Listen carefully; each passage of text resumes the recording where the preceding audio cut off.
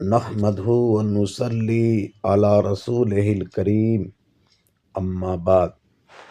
نفلی عبادات میں نیاز بہترین عبادت ہے جس میں مالی، جسمانی اور زبانی تینوں عبادات داخل ہیں، اور سب سے اچھی بات یہ ہے کہ اس کا ثواب عباد اللہ کو ایصال بھی کر دیا جاتا ہے۔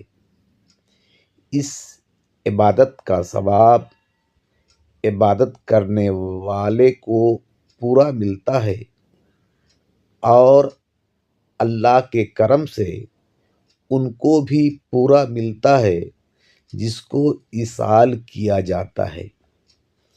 یہ عبادت مجتہدین کے نزدیک مستحب ہے، اور خوارج کے نزدیک شرک و بدعت۔